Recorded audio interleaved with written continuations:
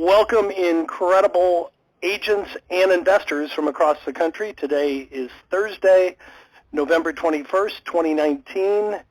And Kat, we'll see if I can get this right. I believe it's Mastermind call number 254. And before I forget, just in case any of you were planning on next Thursday, one of the rare occasions when we will not have a Mastermind call. So go enjoy your holiday. We're thankful for all of you, but we will resume these calls 2 weeks from today. Okay, I got it right. It is number 254. Thank you, Kat. Chad, you want to just, I mentioned it before I turned the recording on, but you might want to just tease the role play call and invite everybody that didn't get a chance to listen to that. It was a good one yesterday. Yeah, so for anyone who didn't make it, we normally do our role play calls on the first Wednesday of each month at 2 p.m. Eastern. But because of my travel schedule, we had to move this one, and it just happened yesterday, the November role play. So if you weren't able to get to be there, you can go find it in the archive. If you go to alltheleads.com/CCVA for conference call video archive, so alltheleads.com/CCVA. And that is, I think we have 48 hours of archived role play now, and that's what we provide to you guys in lieu of scripts. A lot of people, when they first come here, they're expecting what they see from other companies, and we've got enough positive reinforcement in this niche that, rather than doing scripts, we provide actual sales training, and we want you to build good, strong sales language so you're in control. So that's really the purpose of those calls. So if you've been to this call and you get value, but you haven't been to a role play, be sure and check those out. They're also, you can find them on our blog and on YouTube and different places, but the easiest place is alltheleads.com/CCVA. And yesterday we ran, probably an hour and 15, hour and 20. And really, we had some really harsh objection role play in the very beginning, kind of the lightning strike role play. And then we went to the initial conversation. And we even had some agents that, put themselves in the hot seat. And one of our recent mastery grads from the November class probably did probably the best customer role play we've heard to date. So if you want to hear somebody that is doing it the right things in the right order, yesterday was a great example of someone who's not even on the phones yet, but she really focused on trusting a proven system that we provide, and she's knocking it out of the park. So anyway, that's our role play. Yep, and she attended Mastery, and it sounds like she got a tremendous amount out of it. So that is good. Tim, Tom, anything you want to add before we hit the phones? I'm good. I've got one thing that I would say is do watch your emails during the week next week. We will be getting some stuff out to you about some exciting stuff that we're doing for the end of the month around Thanksgiving, and also around the beginning of next month as well. And as you know, there are crazy shopping days coming up, and so we're likely to do some crazy stuff, and keep an eye on that. We're going to do some stuff next week that we'll lay out for you then. We're going to have a Turkey Day, all the leads you can eat special, right? There you go, man. There you go. All right. Well, we have 4 in the queue. We do have room for more, guys. Just hit *6 and hit pound. Try to get in the queue as soon as possible to make sure that we get to you this week, and I generally will turn it off about 30 minutes after the hour. So first up is a frequent name. First up is phone number ending in 0036. Hey there, how are you? Great, Andy. How are you? I am well. I have a question, and I hope that this is not something that I missed on day 1 or day 2 of Mastery training. I met yesterday with an attorney who does a fair amount of probate, and his office does a fair amount. So it was a big client for me. And one of the things I've heard, and I'm not certain how to counter this, is, they say, well, most of our clients now have trusts. And while you can help them, because they have trust, you might have seen the rare probate that we do, but, we have so many more that have trust. and I'm not certain if there's a trust, whether they necessarily, I suppose they don't have to necessarily sell real estate if there's real estate involved with that. But what is my answer to that? I would start with a compliment and say, it's awesome that you're bringing that to our area. There's only 5% of Americans have a living trust, but most of them are, aggregated on the West Coast. So I'm really glad there's an attorney doing the right thing. We help a lot of families, and we see them struggle and pay more for estate administration than they would have paid to establish a living trust. But the other thing that I know is, the motivating factors that force most families to, the variables that create urgency, especially in real estate, they're present in a trust the same as they are in probate. It's not like the court is normally forcing the sale. It's some other condition. So maybe it's lack of liquidity to settle out the liabilities. Maybe it's just nobody wants the, the real estate. Everybody has their own home and they live out of state. So what we find is, regardless of whether it's a trust or it's in probate, the motivating factors like the people variables are usually the same. Now, oftentimes trusts are, more affluent families, and that's why they establish a trust. But still, when mom or dad passes away and all the children have their needs met and they have their own assets, a lot of times that's, that calls for a sale. So the skill set I've built is, I would say is equally as valuable, for a family in trust as it is for a family in probate. Wouldn't you agree? Very good. So in essence, this lawyer is coming back with saying, there isn't the urgency to sell a home because they have this trust, but my response is yes, but the urgencies and the motivating factors are still the same, and I can still help you here.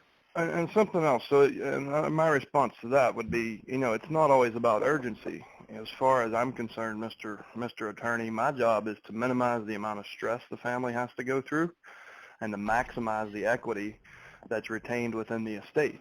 So regardless if they want to do that in 3 days or they want to do that 3 months from now, our service is designed to do those two things, to take the stress away from the family and to maximize the benefit to the family. Okay. I don't know.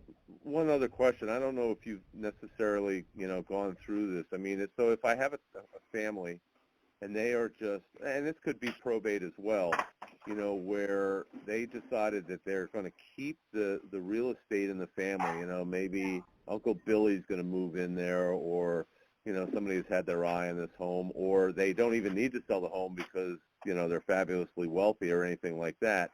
Do you continue to give service as you can, even though the only way that we normally get paid is through the sale of real estate? Yes. Even if I know there's no real estate, I will continue to ask questions to see if I can turn them into a qualified referral to help impress one of my referral partners or open a new relationship.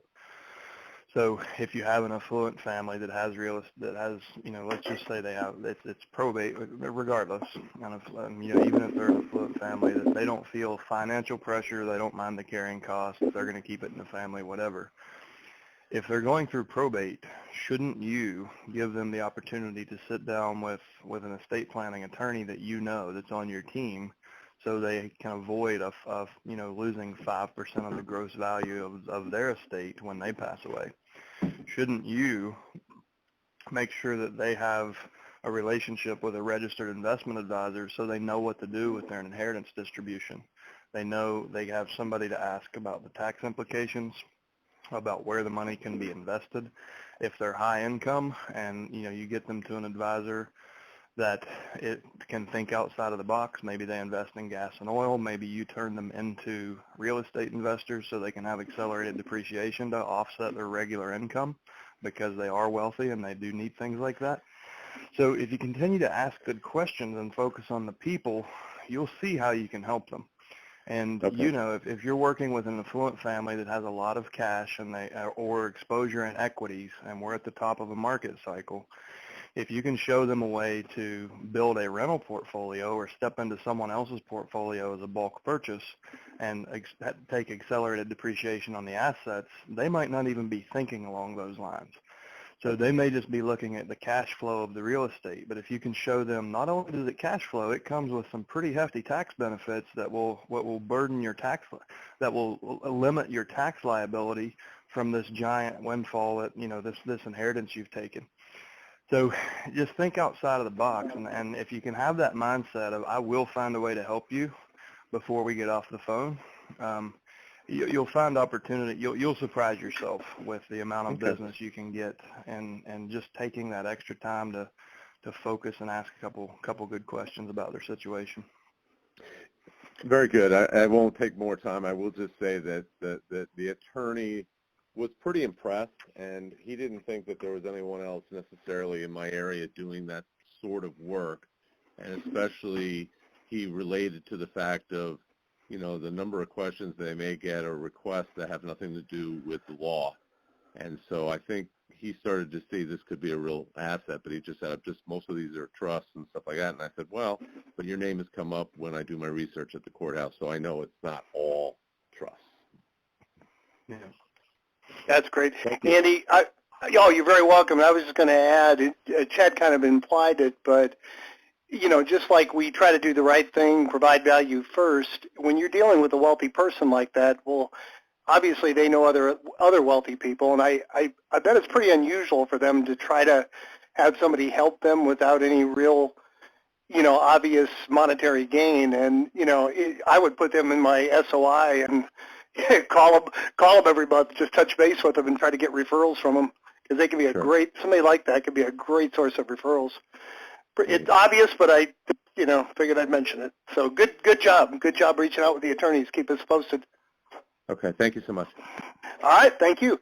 We have 4 more in the queue. We do have room for more. Just hit *6 and then hit 1.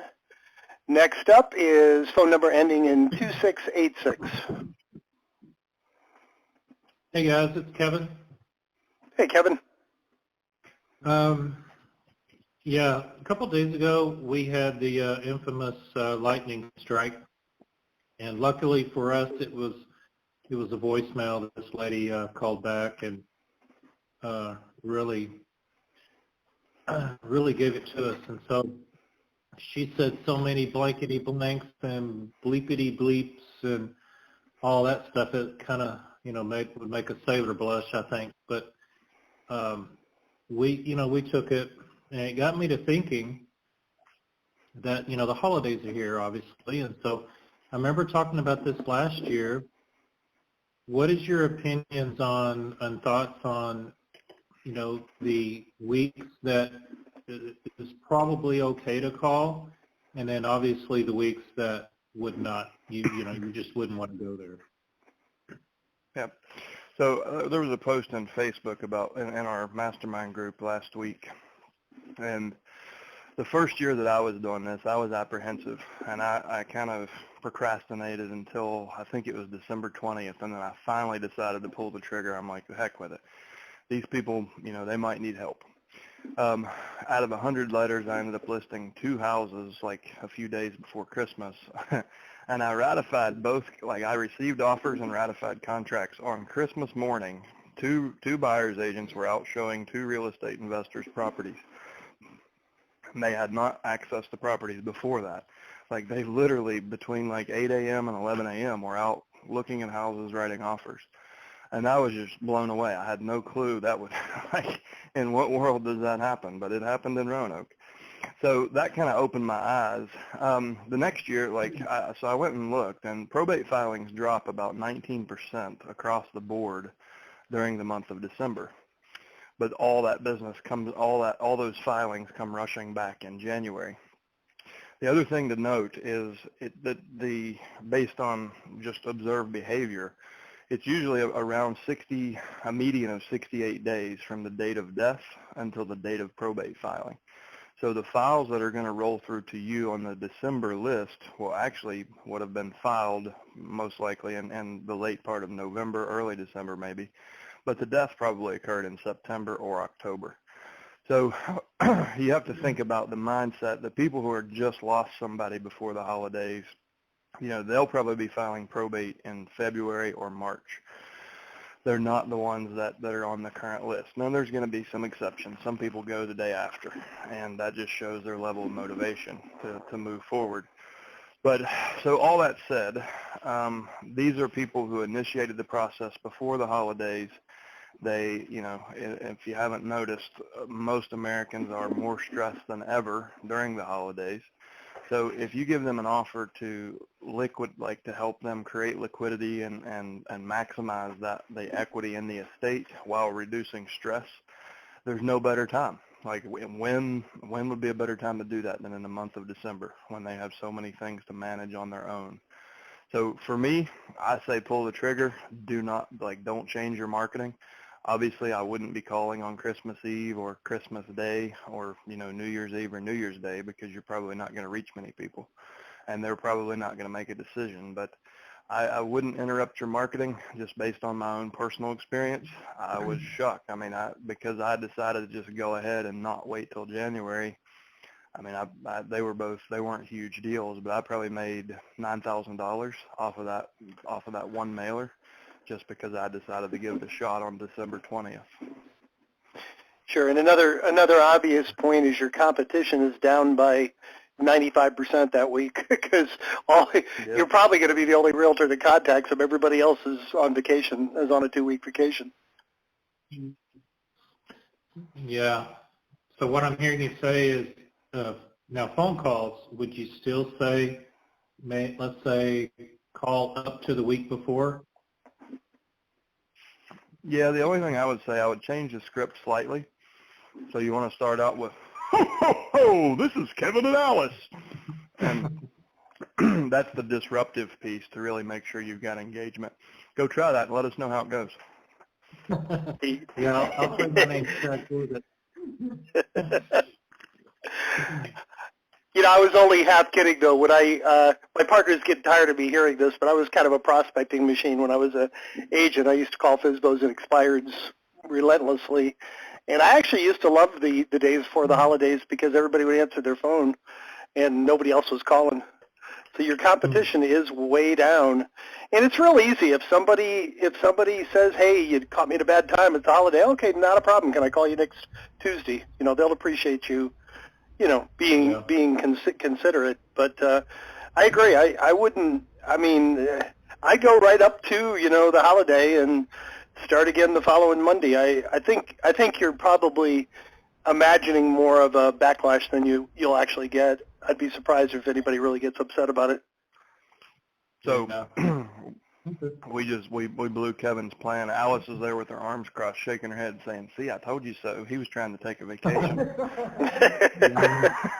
Now you get back to work. I was hoping to take the month of December off. Sure, be just like your competition, right? Take the whole month off. That's use the old 180-degree theory. Figure out what everybody else is doing and do the opposite. It's a good question. It comes up this time every year. One thing Chad alluded to too. The first year we did this, we couldn't figure out why so few people died in December and so many in January. And obviously, that's not the case. It's just that the courthouses aren't efficient at getting the deeds. They're on vacation too. So, if anybody on the call, don't be surprised if you see your lead count go down a bit in December, but it'll more than make up for it in January and February when the courts get caught up. So it's more of a clerical thing than the fact that, there's pretty much the same number of probates, same number of people die pretty much year-round. Yeah, that is true. I do remember last year, very high January, February. Yeah, exactly. Okay. All right. Thanks, guys. All right. You're very welcome. And I love that testing hero. How'd you get that caller ID? Are you serious? That's me? Yeah, testing T hero, Hero. That's you? My gosh. That's what comes up. No idea. Hey, it's not a terrible calling somebody you to be their hero. I like it.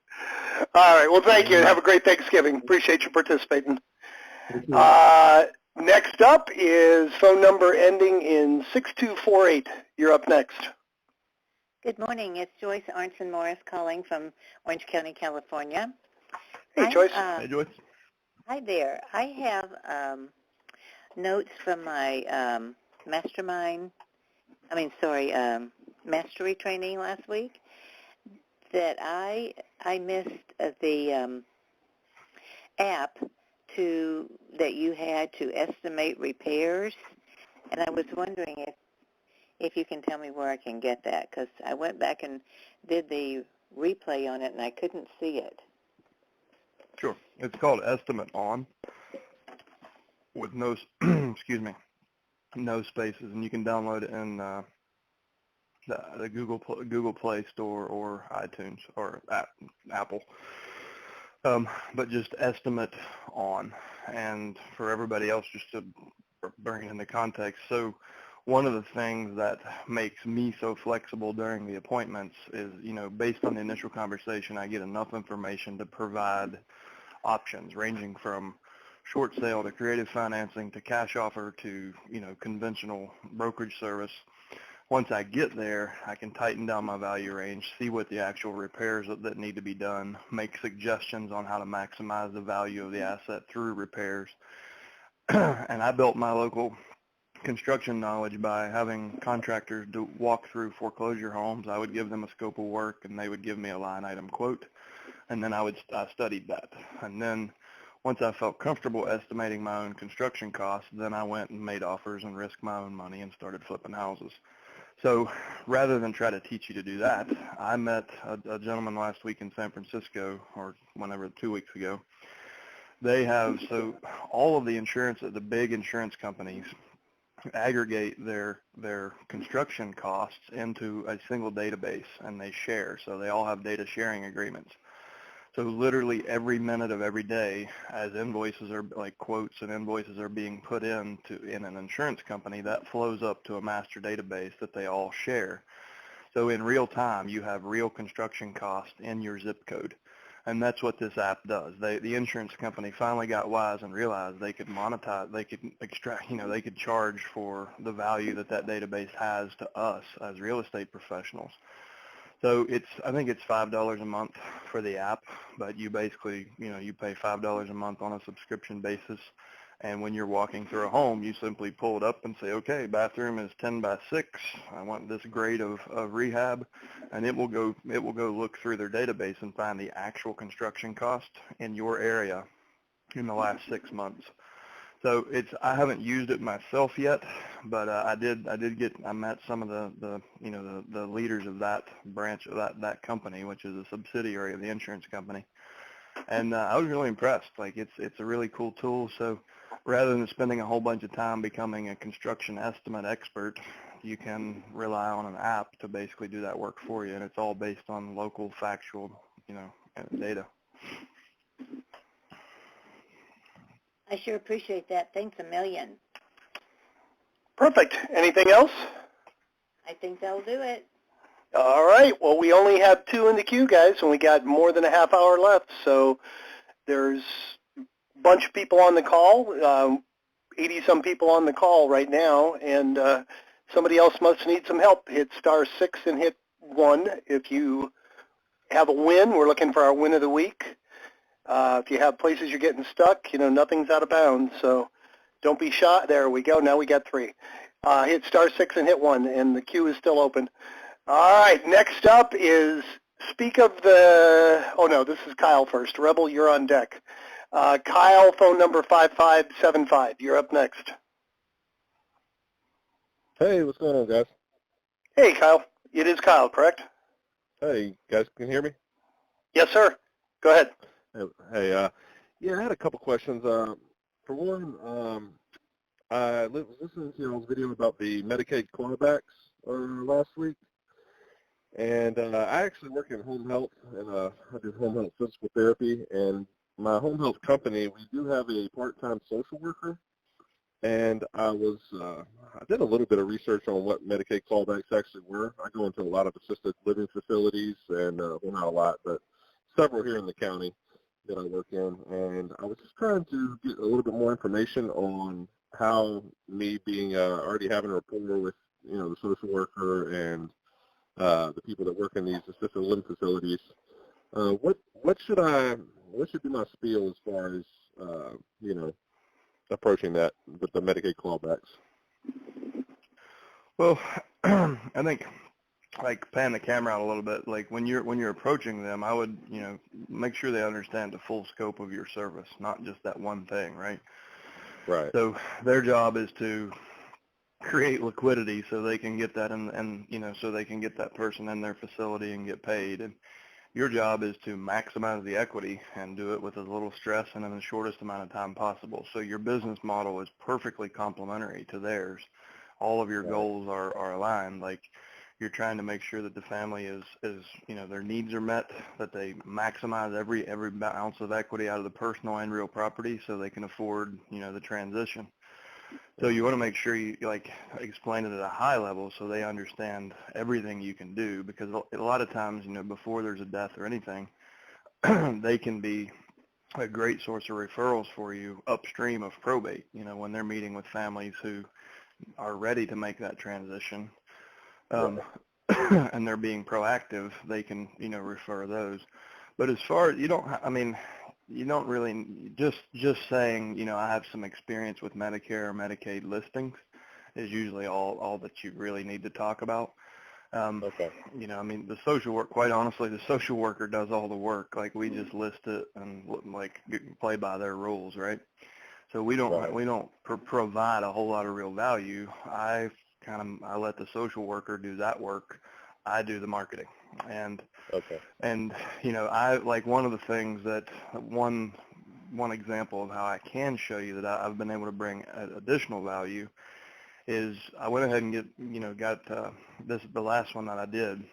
I went ahead and got the house on the market at tax value, which is required. You have to list it at tax assessed value for at least 12 months before they'll allow you to start dropping the price. So I did that. I listed it at tax value, which was grossly overpriced considering the condition of the house. And then I went to the city assessor. I was able to convince the assessor with photos and a market evaluation, a market analysis. I was able to convince them to drop the assessment from, it was a small 2-bedroom house. I got the assessment dropped from 140 to 47. So they knocked $100,000 off the assessment. Wow. Then I went back to the social worker and said, hey, the assessment is a different number. I'm going to reduce the price. So as a real estate professional, I was willing to, I stepped in and was able to creatively, lower the price of the asset to speed up the sale.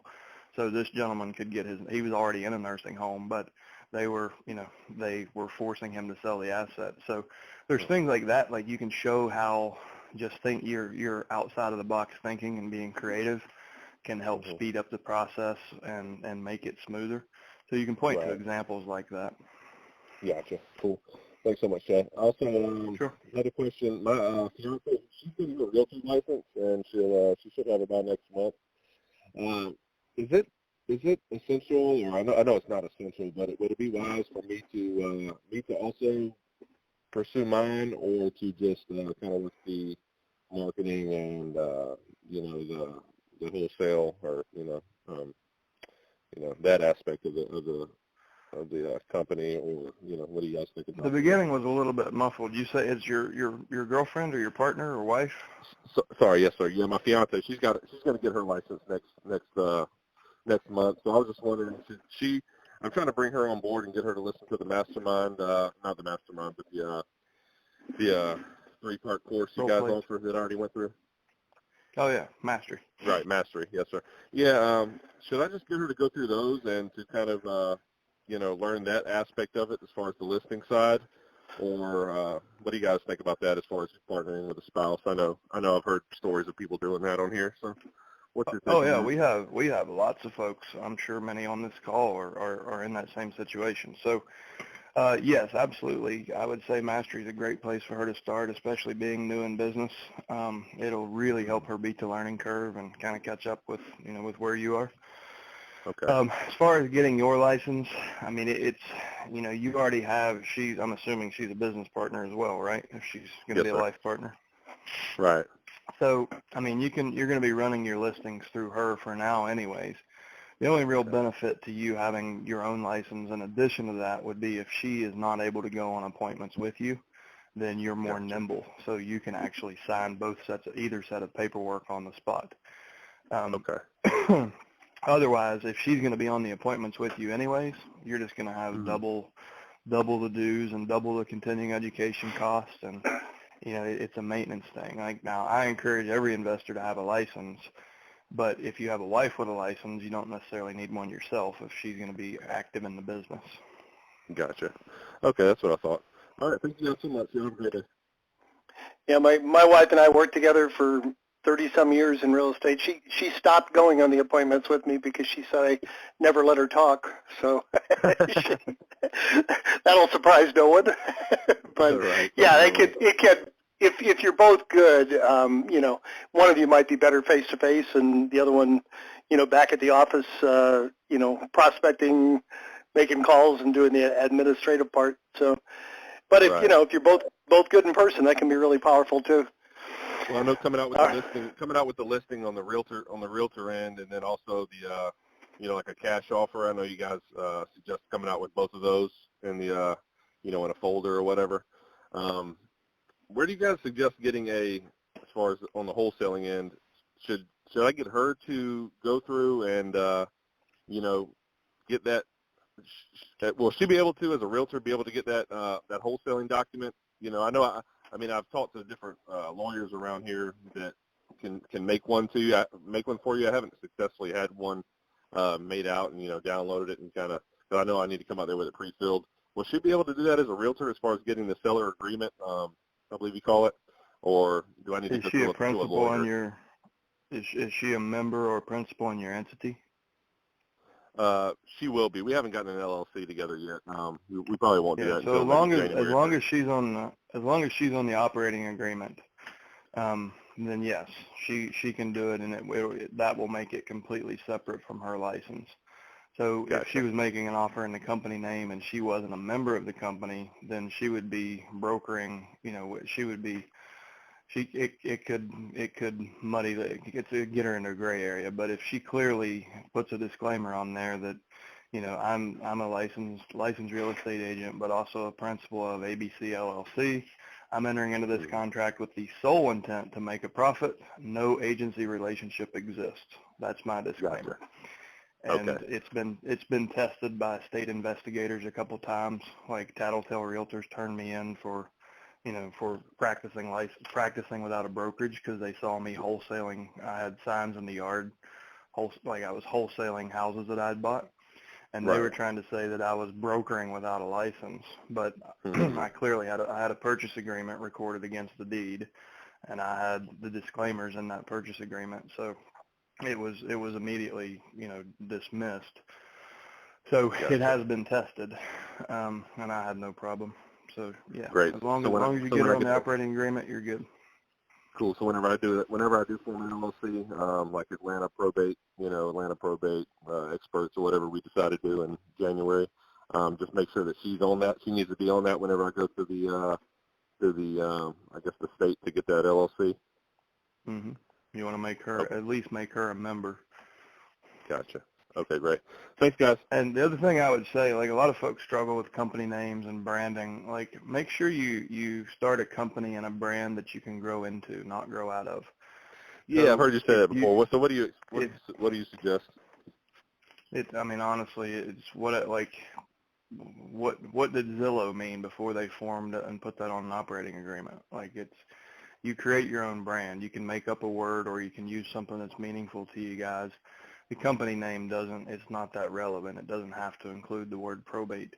The reason I say that is if you start working with families in trust and you're signing contracts as Georgia Probate LLC, there's just it's like they're like, well, what the hell? This guy only does probate. So you don't want to limit yourself into future growth. Just be more generic with your company name is my advice. Right, if you're dealing with divorces or you're dealing, you got a lawyer kicking you divorces or whatever. Okay. Yeah. Cool, man. Thanks so much, Ted. Have a great day, bud. Yep. All right, thank you. We have 2 more in the queue, guys. We have room for more. Just hit *6 and then hit 1. And next up is Renee, phone number 7976. You're up next. Hello, good memory. How are you, Renee? Good, I'm great, thank you. You know, I think some of my questions got answered. This is more of a general, like, think out loud brainstorm. I would love to hear from all the years that you guys have been in business, what kind of quote unquote holiday efforts and conversations you might be having, say specifically with the lawyers, and are you finding that they're even around? I mean, this week, next week, you know, maybe not, but like closer to Christmas or the New Year. Is there any general plan of action or expectations outside of just going for it? Because specifically, I don't really do the holidays, so I'm working, you know, straight through this whole thing. So I'd like to put the pedal to the metal. Yeah. I mean, I think 95% of the population loses efficiency between Thanksgiving and Christmas, right? Because there's just so many other things that have to be going on. But that said, a lot of anyone who might be competing with you is probably going to be kicking back and relaxing too, or they're going to be chasing that, you know, that last drone at wherever for their kid. Like, so I wouldn't change what you're doing. I mean, were you on the beginning of the call when we talked about this earlier? Yeah, that's why I said I think it got answered. You know, I'm more putting myself or asking you to put ourselves in the head of the lawyers, not so much the competition. Right. I mean, you know, who cares really? But yeah, the lawyers. So I mean, they're going to be in the office less than they normally are. But I think if you're focused on midweek, midday, as we suggest, you know, that's when they're most likely to be there. And if they know they're only, you know, if they know they're going to be leaving work early each, you know, and maybe they're taking Fridays off, or maybe they're leaving early each day, you know, they're more likely to be in the office and they're more likely to be focused. They're not going to be wasting time because they're already planning to waste time in the month of December. Mm-hmm.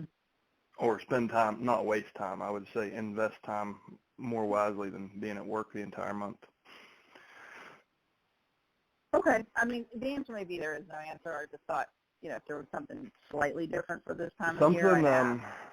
I just remembered something from last year. So Sam Bingham she was in Richmond, Virginia, where attorneys, we don't commonly use attorneys in Virginia, or at least most of it.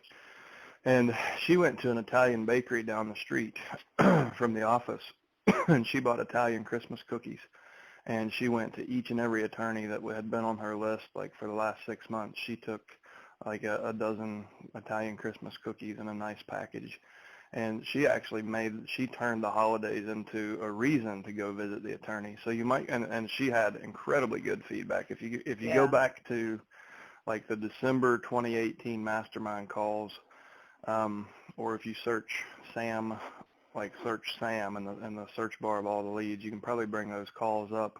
Pretty sure it was this like last December is when she started doing that, and she had amazing results with it. Even in a market where attorneys don't usually help families in probate, she was able to pick up trust business from doing it. Okay. Yeah, that sounds good. Yeah, I see this more as like relationship establishment, and you know, me being here in LA and kind of driving from place to place, because really just getting FaceTime seems to be my better kind of use of time and one better superpower that I have. I mean, the phones are fine, right, but just getting face-to-face. So, yeah, I thought if there was anything different in efficiency, but it just kind of sounds like keep trucking along. Keep trucking along. And you might not want to do Christmas cookies. Since you're in LA, maybe you'll take like avocado toast or something. I'll keep it generic. I'll do something holiday. I never they're gluten-free, I promise. A big cup and nothing, and a dust, a cookie dust. All right. Thanks. All right. Well, we only have one person left in the queue. Rebel, you're up next, and we may have to have you do the whole role play to take up the next 15 minutes, guys. Don't be shy. Jump in there right now. Hit *6 and hit 1. And Thurman, if you are taking a break from your vacation and you're here, Thurman had a great success story yesterday that we didn't give him the win of the week because it was on a different call. But if Thurman, if you're here, step in the queue, *6 and then 1. Absolutely. We do now have 2 people in the queue. So, Rebel, you're up next. It's about financial planners. What's that? All right. It's about financial planners, guys. How are y'all doing today? Hi, Rebel. Great. We gave you a big build-up, so you did an awesome job on the role play call yesterday. Thank you. I know. I heard it. I'm over here blushing. I don't know. I'm like, oh my god. Yeah, I was wondering if financial planners are like lenders. I mean, they all offer so many different things, or is it like just straightforward what financial planning is? Because I have lenders who offers some programs, some DPA programs, and others don't. Others have some, not all of the other ones. So are financial planners like that as well? So if one lender, if you knew they had a fiduciary responsibility and would act in your client's best interest, and all the other ones wouldn't, which one would you send the business to? Definitely to the one that helps the most. That's what I'm saying. So they are quite different. So as well. the industry is not equal. So only about 30% of the industry qualifies as a registered investment advisor, or an RIA. And what that means, that's just a higher standard of education and ethics. And they have a fiduciary responsibility to every single client. 70% of the industry only has a fiduciary responsibility if they're working with you on retirement products. And that's something that just changed recently. So personally, I don't want to send my clients to anyone who's gonna, they can force them into a product and make a commission based on their desire to make the commission, not based on what was in the customer's best interest. So my advice would be look for someone with an RIA designation. Typically those are smaller independent firms. They do think outside of the box. They're not just trying to sell some crappy fee-filled mutual fund. They'll actually sit down with your client. They'll have a partnership with CPAs, with family law or estate planning attorneys, and they actually offer a comprehensive service that kind of looks at your overall needs. So where are you investing? Let's look at your insurance. What's your long-term care plan? They just have a higher level of service, and they're more, they're cut from the same cloth we are. So the mindset that we teach of, offer multiple solutions so you can be more valuable to the consumer. That's what you'll find with those smaller firms like that with the RIA designation. So it's a confusing industry, but if you were in November Mastery, if you in session 2, we actually looked. There's 2 different links. There's brokercheck.fenner.org, and then there's another one that John Fraker shared with us. So you've got two resources to help you narrow the field and make sure you're talking with the right type of advisor. I need the notes for that, the Mastery as well. They never came through. I did tell that to support, but. Oh, did you check your spam box? I did. I checked actually in both of my emails because of the way it signs in. I checked both of those, and I didn't see it. And I did. I'll resend you all the recordings right now. You're right. All right. What else was I going to ask you? Do you have specific questions to ask a financial planner so that I can weed out the ones that just talk fluff? You know what I mean? You're trying to qualify them. So you can say, have you worked with families in probate? And, have you ever helped families reinvest inheritance distributions? Things like that, just to kind of qualify them. And if I send you, hypothetically, if I send you a referral that only has $10,000 to invest right now, tell me how you deal with that. And what a lot of quote unquote professionals in that industry, they won't give people the time of day. If you don't have $100,000 to work with, their commissions are going to be so small. They tend to just kind of not be that interested. Where in my experience with our independent RIA firms, they're willing to open the relationship with a $10,000 investment because they know if they do well for you and they build and you trust them, then when you do have more money, it'll be coming their direction, right? So that's what you're looking for. What you're looking for is someone that has similar business values to you. So ask them questions like, how would you deal with this? What if I had a client in this situation? And you use your own judgment how they respond. But right. the answer you want to hear is absolutely we would help that person with $10,000. We can establish a trust. We can and they should be they should have an idea already of what they would advise somebody who only had $10,000. And if they don't have an idea, that means they probably haven't thought about it, and that means they're not very interested in helping everybody, just the ones that have bigger portfolios. Okay, that makes sense. So shorten the list by just going for the RIA designation people first. That's the best filter I know of. That works for me. That's what I like. You give me the easiest way, and I'll promote your mastery. Everybody should take it. It's so beneficial. It takes you step by step this thing. You don't just go, all right, here's your contract. Here you go. This is what you do, and send you on your way. You actually explain everything. So I do promote your program a lot. Well, thank you, Rebel. You're welcome, guys. And you promoted it yesterday with your perfect role play. That was taught by the teacher. That was taught by you, and I really, like I said, I was still nervous, and I went back and I listened to myself, and oh my God, there's a few things I'm going to change about the way I don't know. I had that nervous laugh yesterday. I could hear it. I was and it was like, oh my God, I sound so stupid. But I did learn a lot from it, well. And it was my first one, so got that laugh out. It made me get all of that out. So thank you for that. Well, just like Jim said, I mean, you just starting out and having the courage to step up in front of the entire country and do that and doing that well, like you're gonna set Tampa on fire. I can't wait to do your case study. Well, I can't wait to let you do it because I plan on it. Okay, so we're in this together. Awesome. Thank you so much. Guys, have a good day and a happy Thanksgiving to both of you.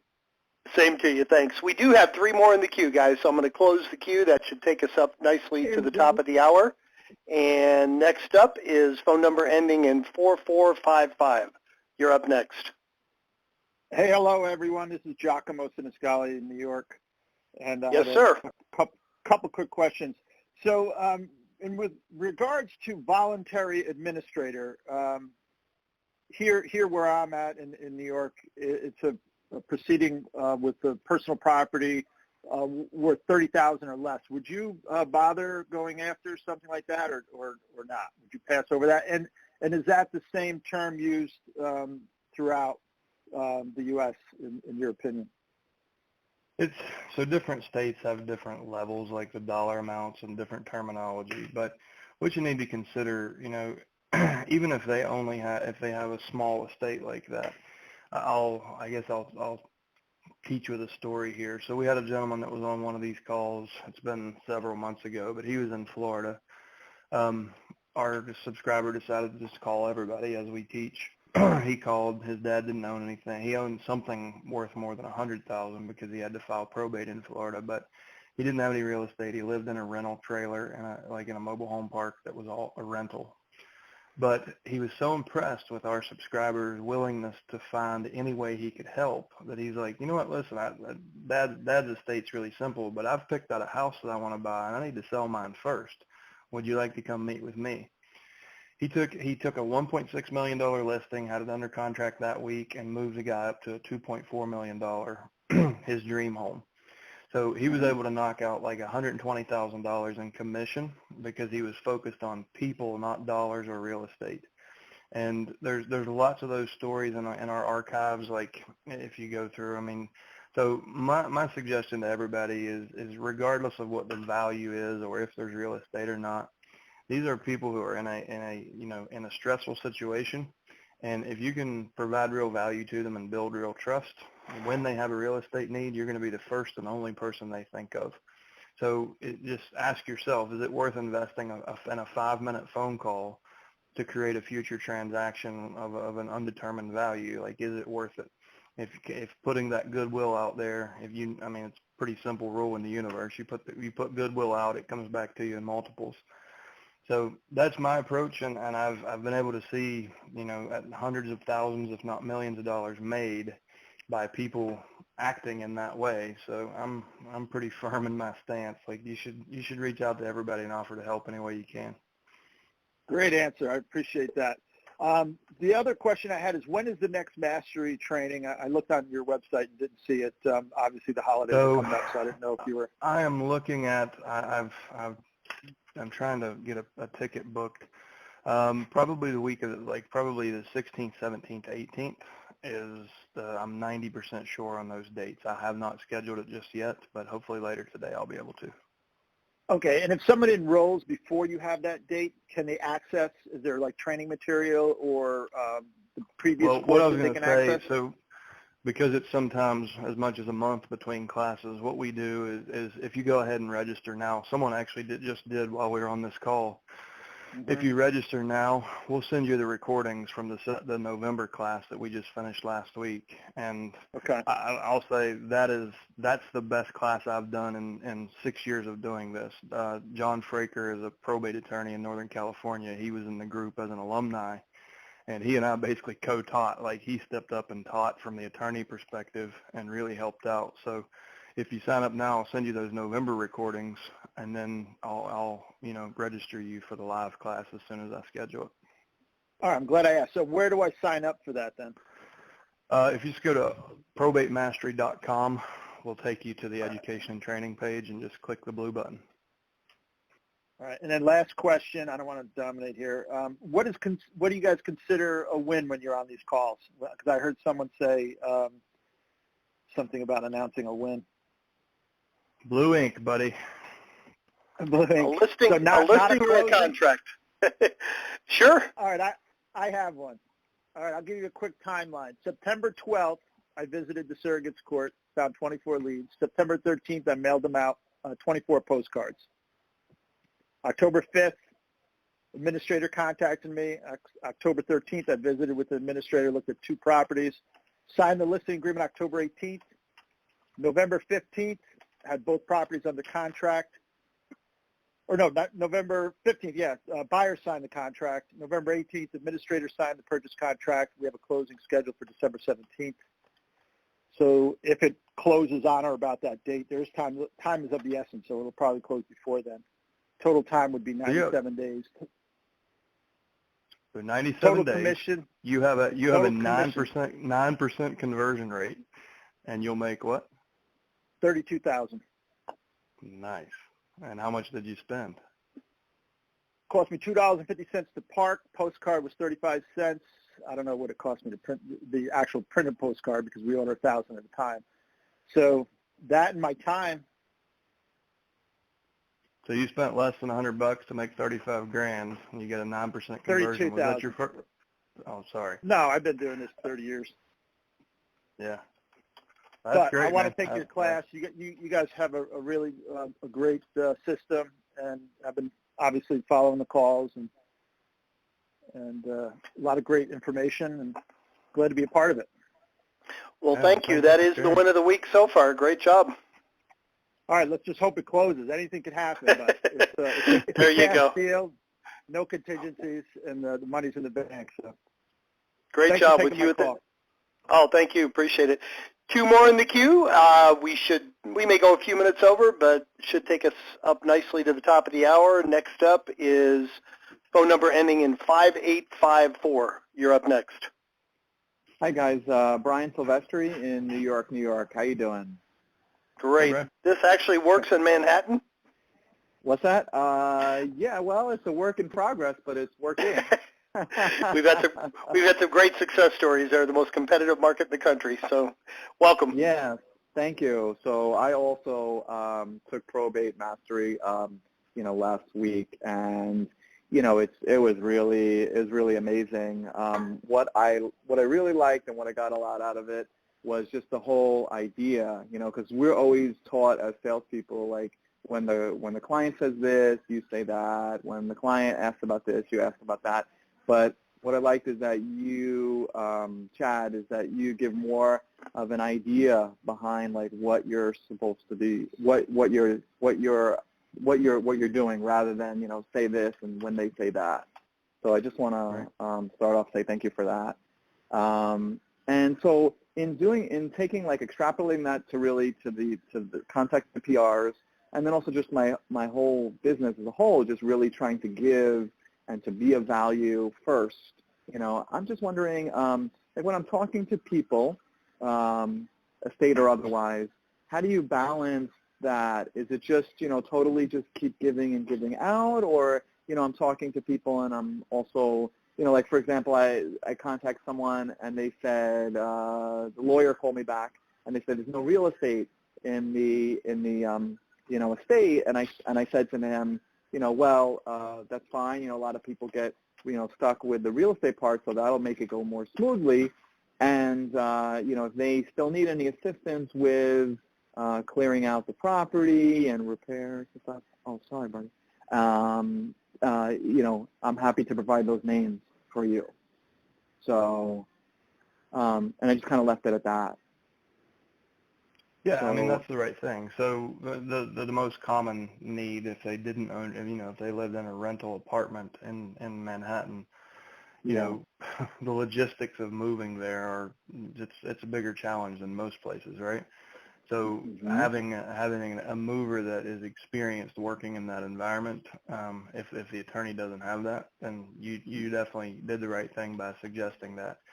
Other things could be, if it was a surviving spouse situation, helping that if that spouse can no longer afford to live in that apartment on a single income, maybe helping them find more suitable housing would be something you could do, connecting them with social workers so they could get HUD vouchers so they could afford something.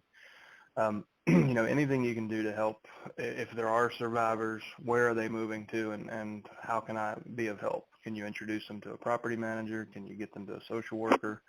Can you, look for rentals for them? Things like that. The other thing is, you could talk to the attorney and say, well, listen, this one's pretty simple, but, and I'm pretty sure you're probably going to offer to do this for them, but it's important to us that every family that goes through this doesn't have to in the next generation. So is that something you plan to help the family with, is discussing their options and setting up an estate plan for the future? And hopefully the answer is going to be yes. Like he's missing the boat. If not, like if he's helping a family with probate and doesn't try to set up a trust, he missed a great opportunity, right? So hopefully that's already part of his service. But if it's not, that's an opportunity for you to, to get them over to somebody who can serve them and help them do that. And the other thing is ask him, is there anyone on your team that helps the family, to receive the distribution and to at least know what their options are for reinvesting that. The reason I ask is, obviously we have registered investment advisors that we can meet with, but we also have a book of cash buyers that are, constantly looking for private money. So it's not uncommon for us to actually show the family how to become private lenders, and they can, with the interest rates we can charge on those commercial notes, the families can oftentimes double their money in every 4 to 6 years. So is that something that somebody on your team will talk with the family about, or should I reach out to them and offer that once you're finished? And just and you're also showing off a little bit to really impress this attorney. Like you've got the opportunity, they're listening. So show them that you're not typical. You think outside of the box. You have solutions and services that they've never even thought of from a real estate professional. And that's going to show really well for you, and maybe you can help that family, but if not, you probably will have impressed the hell out of that attorney, and he won't forget that. Okay, that's great. And do you, when you're, the attorneys that are handling these estates, is it common that I understand that they might not speak to them about, estate planning, but is it something that they might not be capable of doing, or just because they're so busy that they don't even think about it? Well, I think so. Estate planning it's probably one of the most challenging specialties in law, because culturally, Americans and Canadians, we don't like to think about, talk about, much less plan for our own demise, right? So it's incredibly hard to sell somebody life insurance. It's incredibly hard to sell long-term care insurance. It's incredibly hard to get somebody to sit down and form a trust. And less than 5% of Americans have trust. Part of that is because the attorneys can't directly solicit, and people don't know what they don't know. The other part of that is people oftentimes, and as you get to know estate planning attorneys, you'll find out people will set up a trust and never properly fund it. So they think, all right, the trust is established, and then they pass away, and the family has to probate the estate. And this actually happened to Steve Jobs. So he had a living trust, and his daughters were the beneficiaries, but it wasn't properly funded. So they actually had to probate a portion of his estate. Somebody that affluent. So it's really challenging. You know, the attorneys, I think, a lot of times lead the horse to water, but it's challenging to get them to finish. So the right attorney will close that business. Like they'll show them why they should do this, and they'll make it easy enough that they'll complete. But I think a lot of attorneys aren't good enough salespeople to get the families to do what they need to do and what's in their best interest. I see. Okay, that's great. And just one more thing, like when you have people that are not responding to phone calls and letters, is there a point where you switch over to the attorney, or do you just stay with following up with the PR? You're in Manhattan, man. Grease the palm of a doorman. Grease the palm of the doorman? How do you mean? Like pay the doorman to hand them your business card. Like, hey, this guy's been trying to reach you. He was here today. Call him. Oh yeah. But what happens is I'm calling all the out-of-state people only. So yeah. They're in wherever they are, but they're not in New York. Yeah. So phone prospecting is becoming increasingly more difficult every day that goes by.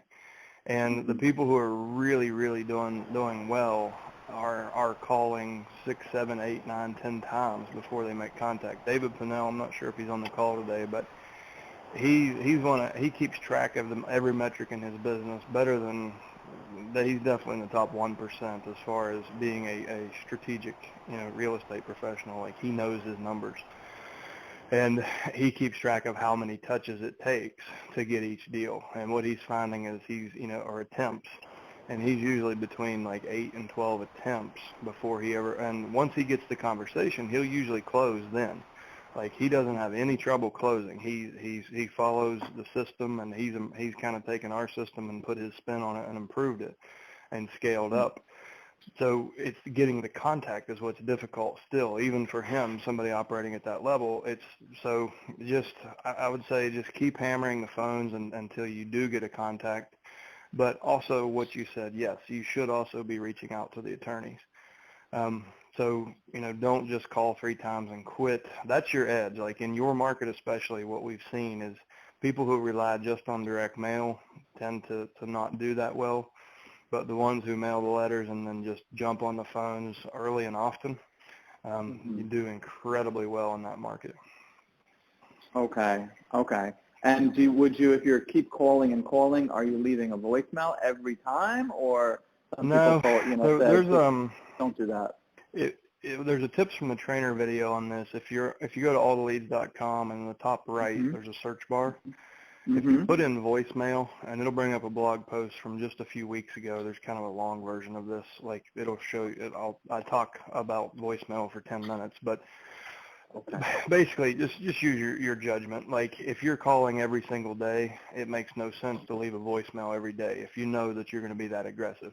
If you're calling once a month, then yes, you should always leave a voicemail, because there's about a 1 to 1.5% chance they're going to call you back, but why not take that chance?